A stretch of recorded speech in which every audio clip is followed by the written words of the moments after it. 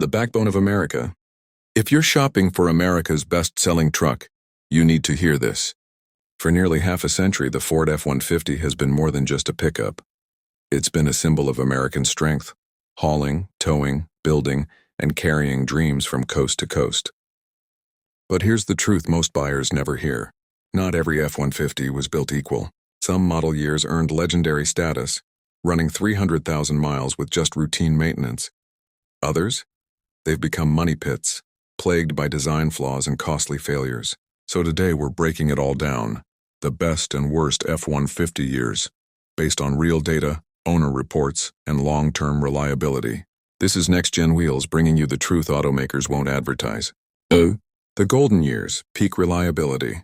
Before we talk about what went wrong, let's start with what Ford got right. Because some F-150 generations hit a level of reliability and refinement that's nothing short of remarkable. 2018-2020, the peak of perfection. If you want a modern truck without the headaches of early generation bugs, look no further than the 2018 to 2020 F-150. These model years sit at the very top of the reliability charts. By this time, Ford had ironed out nearly every kink from earlier aluminum body trucks. The 10-speed transmission, once criticized for rough shifting, had been reprogrammed to perfection. Smooth, efficient, and durable. The second-generation 3.5-liter EcoBoost solved the turbo and timing chain issues that haunted earlier versions, while the 5.0-liter Coyote V8 received key upgrades that stopped the infamous oil consumption problems. These trucks combine modern technology, like Sync 3 infotainment, advanced driver assists, and improved crash safety, with proven mechanical durability. According to Consumer Reports and NHTSA data, these years scored above-average reliability across every major system. If you want a modern F-150 that feels brand new but avoids first-year design risks, 2018 to 2020 is the sweet spot. 2013-2014, the refined classics. Step back a few years and you'll find another golden chapter. The 2013 and 2014 F-150. These were the final years of the 12th generation, and Ford had finally perfected the formula. The 5.0-liter Coyote V8 in these models is bulletproof. By this stage, the engine had matured into one of Ford's most dependable power plants ever. Even the early EcoBoost engines, once criticized for condensation issues, were refined and reliable by 2014. The 6R80 six-speed transmission remains one of Ford's best. Strong, predictable, and simple. None of the finicky behavior found in later 10-speeds. Owners consistently report fewer complaints, lower repair costs, and a solid blend of power, comfort, and dependability. If you're shopping used and want modern features without modern complexity, 2013 and 2014 should be on your shortlist. 2001-2003, simplicity at its best. Sometimes simpler really is better. The 2001 to 2003 F-150 represents a time when trucks were built tough, honest, and easy to repair. Powered by the legendary 4.6-liter two-valve V8, these models earned their reputation for running forever. 300,000 miles and counting isn't unusual. No turbochargers, no complicated electronics, just solid old-school engineering. The transmissions in these years were rugged and straightforward. With regular fluid changes, many are still going strong 2 decades later. And because these trucks predate modern electronic systems, there's less to go wrong. Fewer sensors, fewer modules, and fewer expensive surprises. For budget-conscious buyers or anyone who appreciates a truck that can be maintained in the driveway, the early 2000s F-150 is hard to beat. 2009, the sleeper pick. Here's one most people overlook in the 2009 F-150.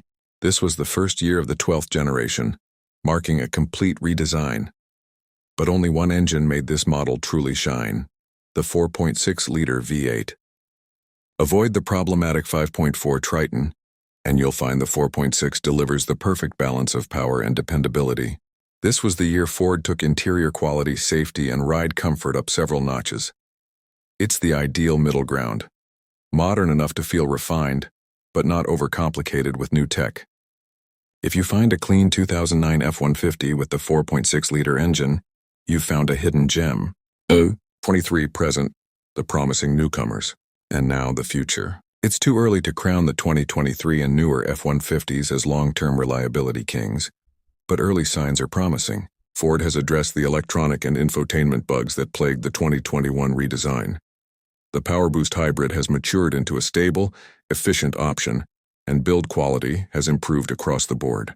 Fewer reports of electrical gremlins, better fit and finish, and more consistent assembly quality. It seems Ford listened to customer feedback. If the trend continues, the current generation could become one of the most well-rounded F-150s ever built. But as always, time will tell. The bad news: years to avoid. Now that we've covered the best of the best, it's time for the other side of the story. Because even legends have their dark years. These are the F-150s that left owners frustrated, broke, and sometimes stranded. Trunks in the final year of a flawed engine. Let's start with 2010, a year many owners wish they could forget. On paper, it looked solid. But under the hood lurked the 5.4-liter 3-valve Triton V8, an engine that had caused headaches for years. By 2010, Ford had fixed some issues, but not the big ones. Cam phasers still rattled, spark plugs still seized, and timing chains still stretched. Many owners reported the dreaded startup rattle, a sound that meant an expensive repair bill was on the horizon. Add in door handle failures, brake master cylinder leaks, and rear window seals that let water destroy interior electronics. And you've got a truck that can turn pride into regret. The real tragedy. The next year, 2011, Ford introduced the 5.0-liter Coyote and 3.5-liter EcoBoost, both vastly better engines. If you're looking at a 2010 F-150, do yourself a favor. Spend a little more for a 2011 or newer. It'll save you thousands. 21. The growing pains of a new generation. Next up, the 2021 F-150. This was the grand debut of the 14th generation. New body, new tech, new everything. Unfortunately, that also meant new problems.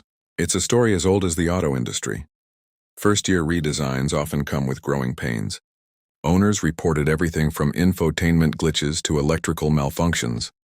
Some PowerBoost hybrid systems had early failures, and the pandemic-era production rush didn't help. Shortages of chips and labor led to inconsistent quality.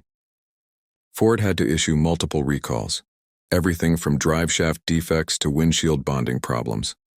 While most were covered under warranty, it was a rocky start for what should have been a flawless generation. Now the good news, by 2022 and 2023, Ford had already fixed most of these issues.